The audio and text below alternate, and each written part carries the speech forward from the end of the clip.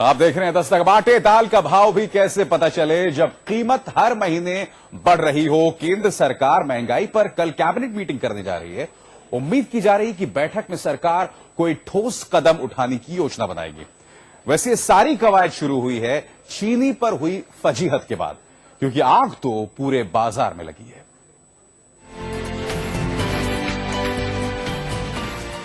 महंगाई ऐसी बढ़ी है कि हर किसी के होश उड़ गए हैं, लेकिन सरकार है कि वो खुद भी पब्लिक के साथ रोए जा रही है, अपनी बेबसी दिखा रही है। अब कीमत कंट्रोल में आए तो कैसे, इस रेट लिस्ट पर ही नजर डाल लीजिए। चीनी की कीमत तो कृषि मंत्री के बयान देते देते 17 से 40 रुपए किलो तक पहुंच गई। पिछले एक महीने में 40 रुपए किलो से चीनी 50 रुपए के पार हो गई है। अरहर की दाल 70 रुपए किलो मिलती थी, वो 85 के पार हो गई है। चने की दाल जो 28 रुपए किलो थी, वो 40 रुपए के पार हो गई है। उड़द की दाल 70 रुपए किलो से 80 रुपए तक पहुंच गई है। साबुत मूंग 70 रुपए से 85 रुपए किलो पहुंच गया है और धुली मूंग 80 रुपए किलो से 95 रुपए किलो पहुंच गया है। अब सरकार ही बताए कि कहीं रोजमर्रा की जरूरत में शामिल इन सामानों के दाम हर महीने 15 रुपए किलो के भाव बढ़ते हैं क्या? पूरे देश में लूट का रेट अलग अलग है। अधिकतर जगहों पर रिफाइंड तेल की कीमत 10 रुपए लीटर, हल्दी 100 रुपए किलो के हिसाब से बढ़ गई। मसालों को तो छोड़ ही दीजिए, बड़ी इलायची 250 रुपए, छोटी इलायची 500 रुपए, जावित्री 300 रुपए बढ़ गई है। यहाँ तक कि लाल मिर्च भी 25 रुपए किलो महंगी हो गई है।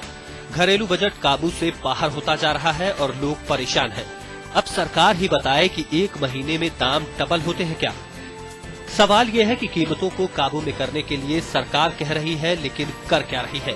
कृषि मंत्री के गैर जिम्मेदाराना बयानों का आखिर मतलब क्या है? अगर जमाखोरी की वजह से महंगाई बढ़ी है तो फिर जमाखोरों पर शिकंजा क्यों नहीं कसा जा रहा? अब तक सरकार ने इस मसले पर क्या ठोस कदम उठाए? और सवाल ये भी है कि जब महंगाई बढ़ने का अंदेशा पहले से था तो एहतियाती कदम क्यों नहीं उठाए गए? आज तक ब्यूरो। चलिए, महंगाई को काबू में करने के लिए आज केंद्र सरकार ने कैबिनेट की बैठक बुलाई थी, लेकिन ये मीटिंग कल तक के लिए टाल दी गई है। इस बीच महंगाई पर सियासत तेज हो गई है। बीजेपी ने कृषि मंत्री शरद पवार से इस्तीफा मांगा है।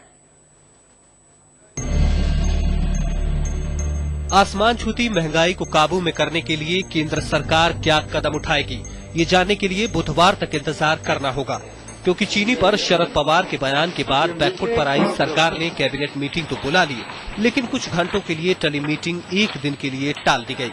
हालांकि इससे पहले 17 रुपए किलो की चीनी 50 रुपए पर पहुंचने के बाद पवार ने सक्रियता दिखाई। केंद्रीय कृषि मंत्री ने अपने घर पर एक मीटिंग बुलाई, जिसमें हालात को काबू में करने के विकल्प तलाशे गए। चीनी की बढ़ती कीमतों का ठिकरा पवार ने उत्तर प्रदेश की मुख्यमंत्री मायावती के सिर तो फोड़ा ही है, बेकाबू होती महंगाई पर सरकार को भी लपेट लिया।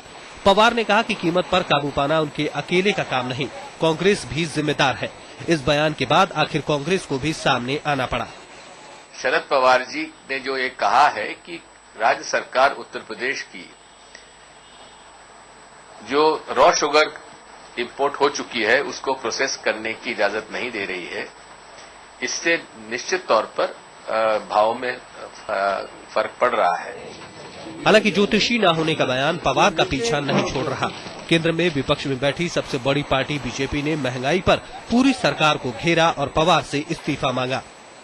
हम देश के कृषि मंत्री से जानना चाहेंगे कि ये महंगाई क्यों बढ़ रहा है, उसके लिए सरकार का दायित्व क्या है, और यदि वो इस महंगाई को नियंत्रण करने में असमर्थ हैं तो मैं समझता हूं कि उनका नैतिक दायित्व बनता है कि उस कुर्सी से अपना त्याग पत्र दे दें। महंगाई की मार ने सभी जगहों पर लोगों का घरेलू बजट बिगाड़ दिया है और अहम सवाल है कि महंगाई काबू में कब आएगी। बालकृष्ण और आशीष जोशी के साथ सुमित अवस्थी, दिल्ली आज तक।